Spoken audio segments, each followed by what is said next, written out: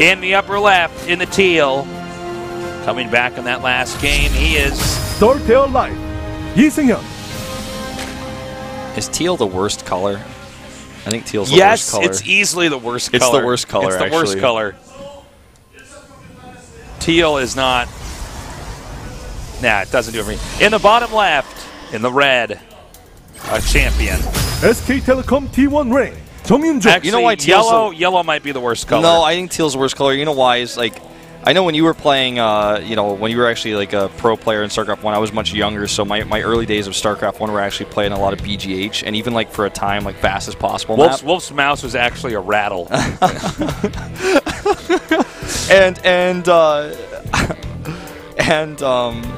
was just seeing something about the 6-pool. This is saying he doesn't want him to do it, I guess, but on the BGH match, like teal was always the guy where I'm like, oh come on teal. Teal, attack, teal, we're all attacking. Teal, why didn't you come? It was always teal. It was always teal who just didn't listen and caused the problem. You know what's actually really funny is that when I was a kid, I think like I must have been, I was really, really young when StarCraft came out.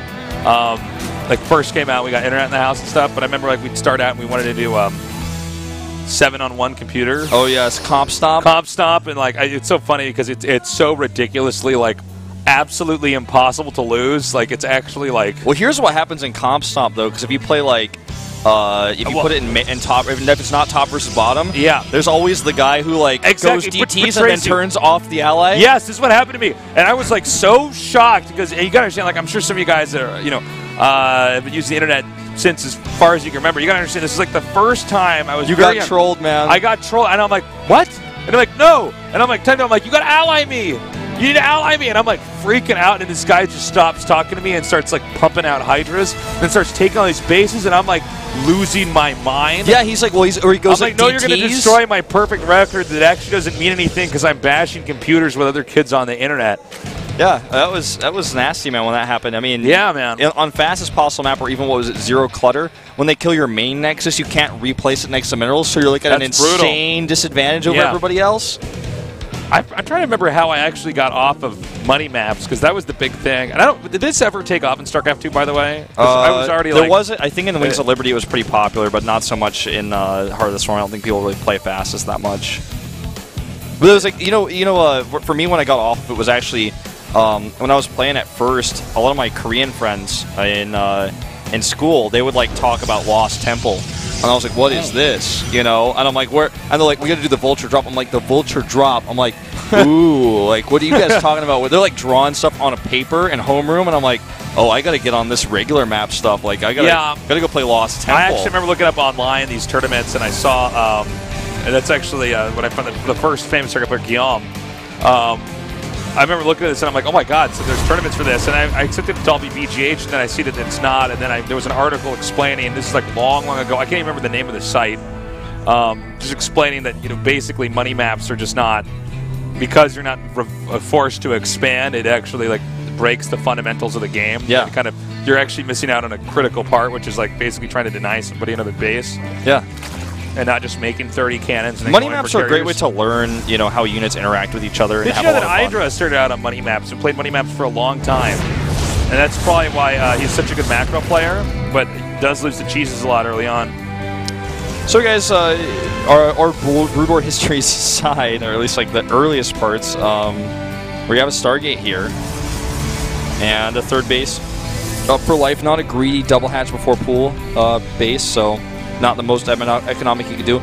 Surprising Rangos or Phoenixes again here. Thought he would maybe switch up and go Oracle in these spawning locations, but actually, if I'm not mistaken, he has not yet identified his opponent's spawning location. Although I guess with spawning his opponent's Overlord, he'll get a good idea of that. Here comes a Phoenix now headed northbound.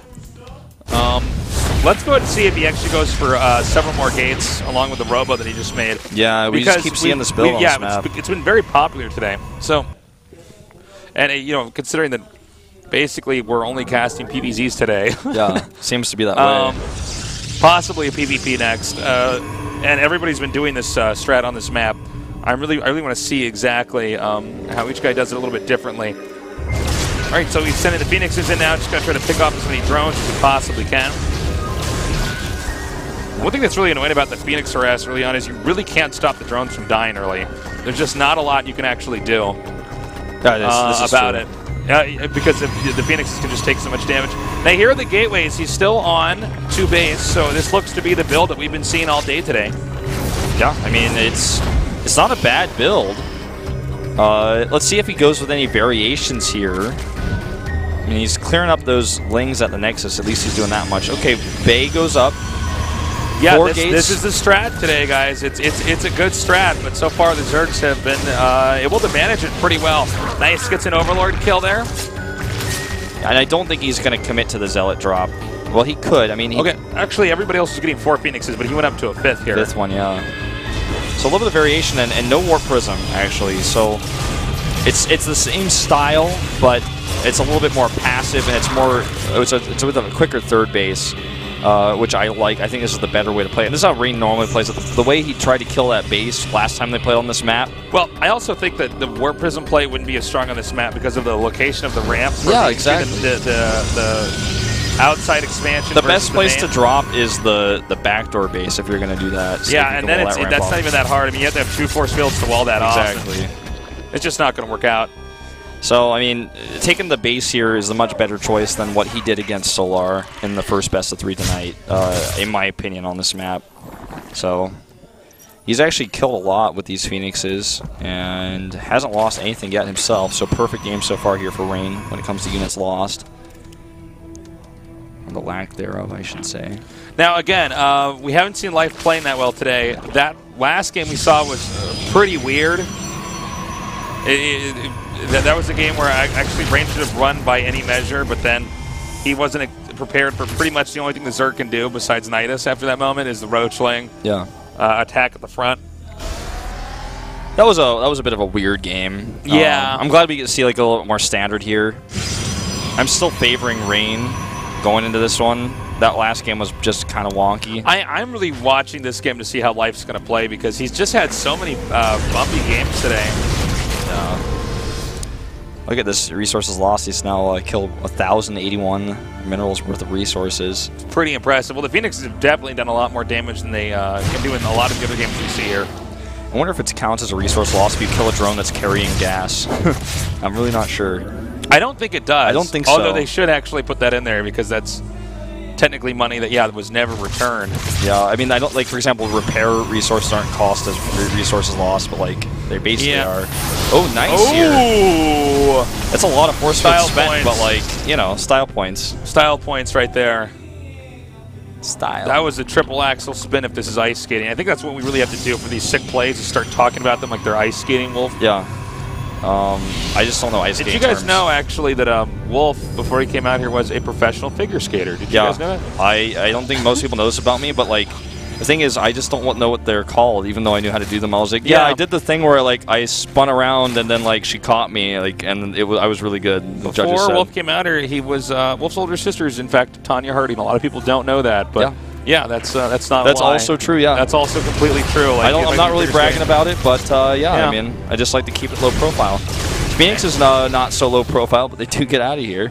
And, you know, I want you guys to know that, you know, when Artosis isn't on the GSL, he actually grows his fingernails out to be about 2 inches long. That's actually what Artosis wants to be. He wants to be this guy that just grows his fingernails out like crazy long. Yeah, like Curious does. Hugh Hefner. Or Hugh Hefner, yeah. We can tell all sorts of lies on this thing. Wait for this to pick up. Now, he does have a good amount of corruptors out here. I want you guys to know that that all of Tasis' boxers are the ones that you see in the cartoon show where they're just white with hearts on them. Yeah, that's. I only have 2 pairs. So.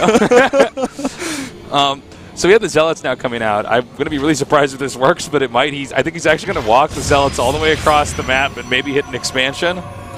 Life is doing this thing with his... I don't know if this is like normally a thing. I think normally you hide a pylon somewhere, but... Life's doing this thing where he just like tries to kill stuff with his corruptors and fly in here, but he needs to make sure he doesn't stick around too long. This really hurt him in the previous series, you know? Like, it's like, okay, I stayed too long, I guess. I'm going to lose corruptors and mutas here, and I killed like basically nothing. This hurts a lot. He's got to be really careful about how he does this. And he's continuing to make mutas, by the way. Yeah, he's not. It's not the fake out like we saw last time either. Right, right. So here come these Zealots. This actually worked. He actually got all the way across the map. And I guess this is not going to work when he hits this expansion.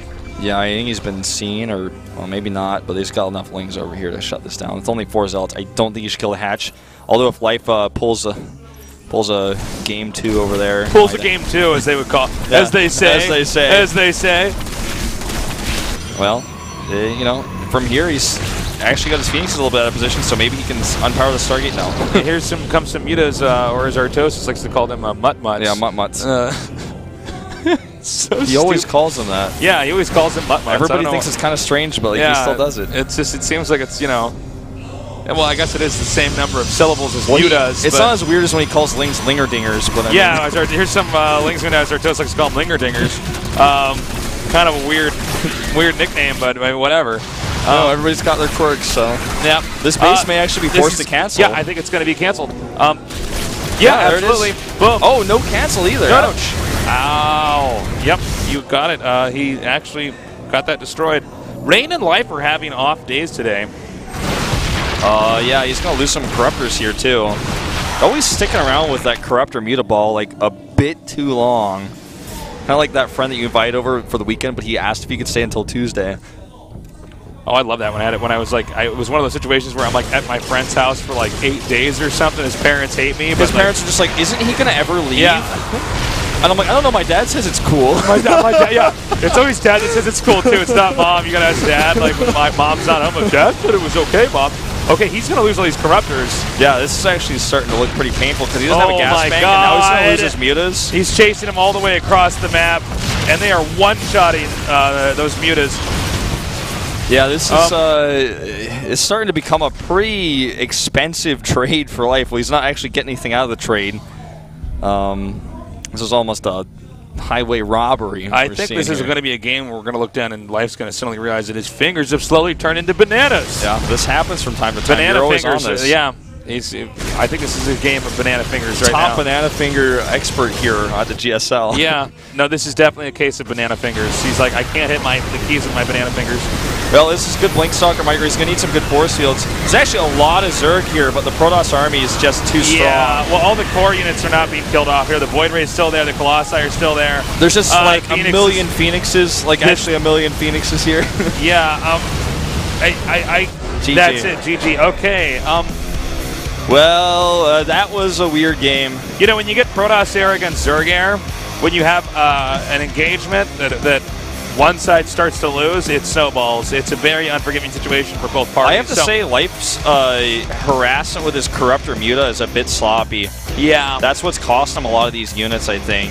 Life does seem to be a bit frustrated with how today's going. Yeah. I mean, he can still get out of here, but he really needs to step it up. Now, I think he will actually pick Frost instead of Overgrowth because that's his style, but let's see what he does. Yeah, Frost could be a good pick as well. I think Frost or Overgrowth. Life against Rain now. The final game, it's so weird, guys. One of these two players, champions here of StarCraft II, very recent champions, one's going to be out. The map that's been picked is going to be Overgrowth. He decides to go with that one. The more standard pick right now, almost 100% pick rate in the GSL versus Protoss, the Zerg versus Protoss matchup.